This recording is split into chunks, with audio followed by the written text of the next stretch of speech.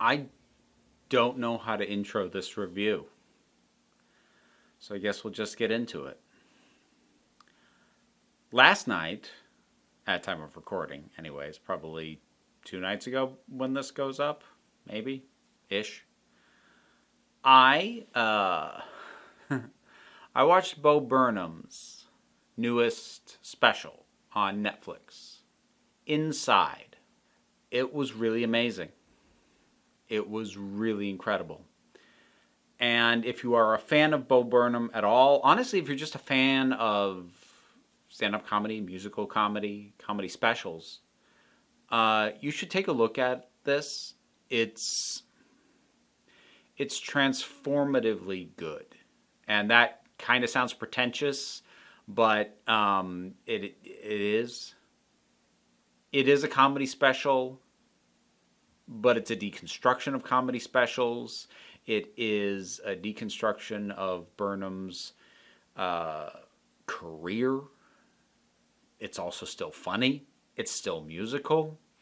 I don't really want to get into too many details because honestly, I think you are best served, if you intend to watch it as cold as you can.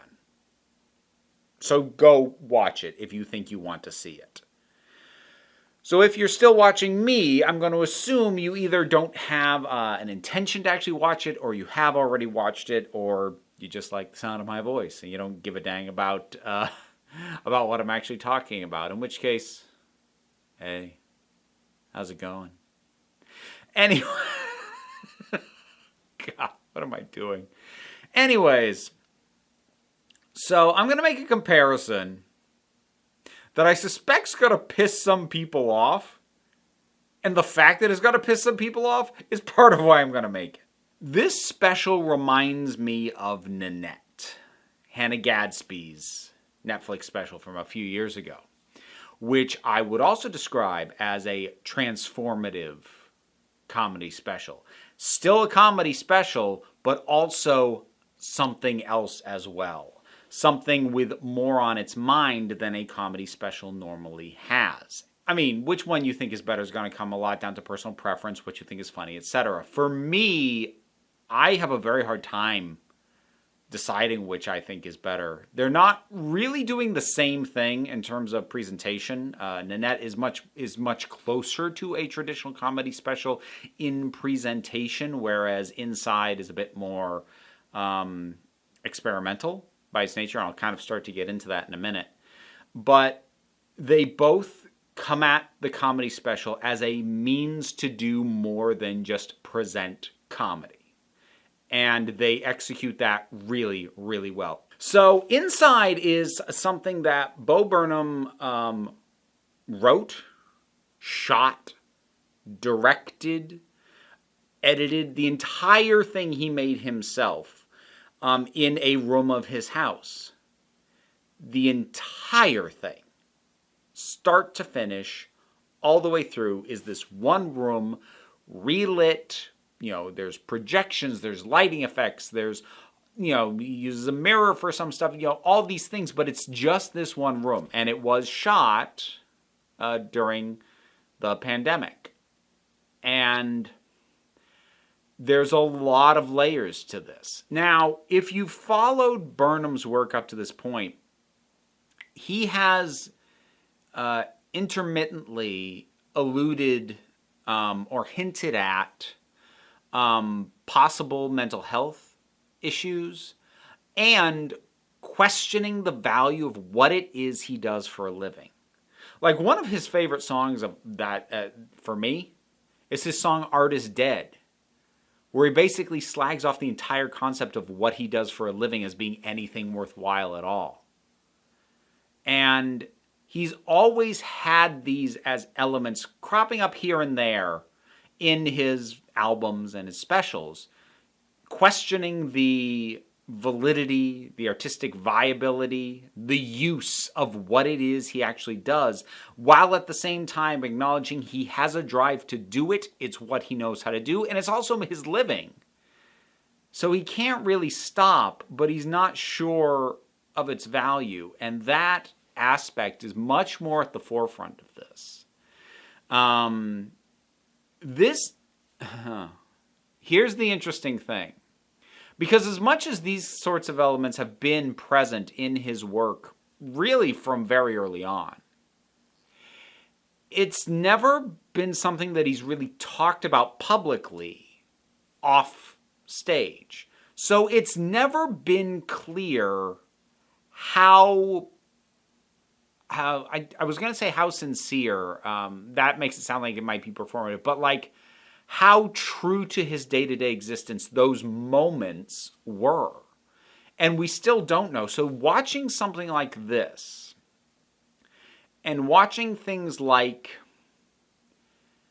he stops in the middle of the song and swears at himself because he took what he thought was a loud breath and then starts over, there is absolutely no way to know whether that is just what happened and he decided in the edit to use it, or if it was staged from the beginning to give the appearance of his frustrations with the process.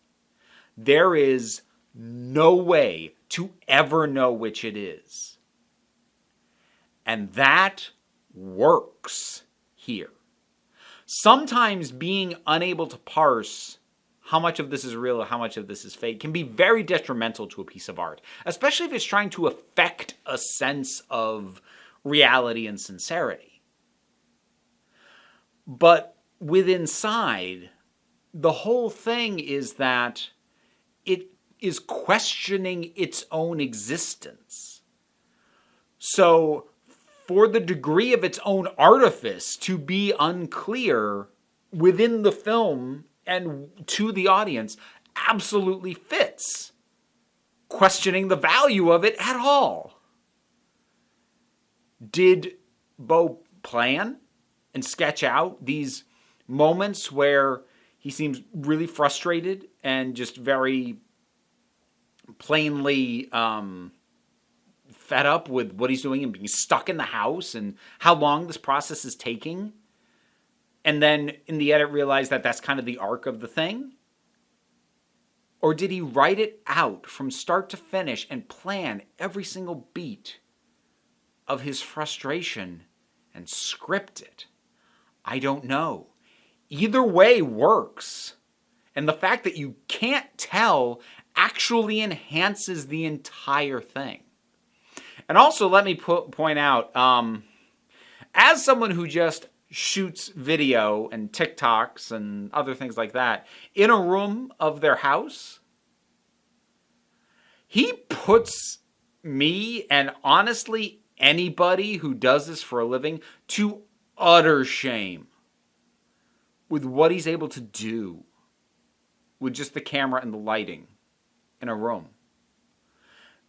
What he is able to convey with mood, with lighting, with angles, and how well this thing is shot, that it honestly never feels claustrophobic, that it's all confined to one room, except in some instances where it deliberately wants to feel claustrophobic. But frequently, especially during some of the songs, the space feels like it opens up, but it doesn't. It's still the same freaking room. Visually, this is astounding. It is also funny. It's darkly funny. And I mean that in a specific way, because sometimes when you say something's darkly funny, it's because it's, edgy. And historically, Bo has done some edgy things now and then. Like early in his career, he was young when he started doing this stuff professionally.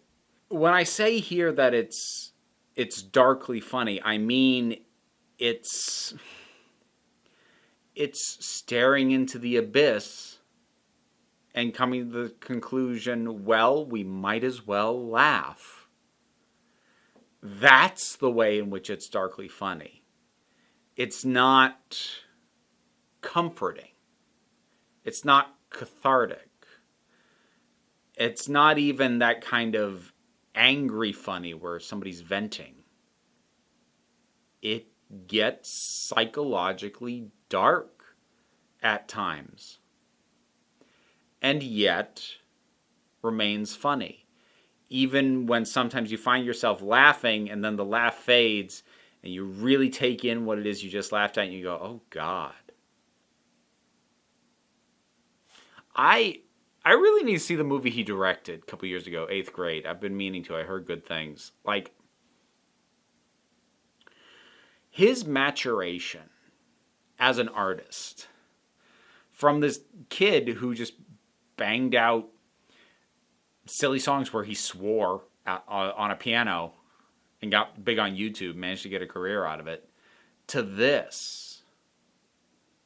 This is astonishing. And I'm really glad I saw it. I'm going to have to watch it again.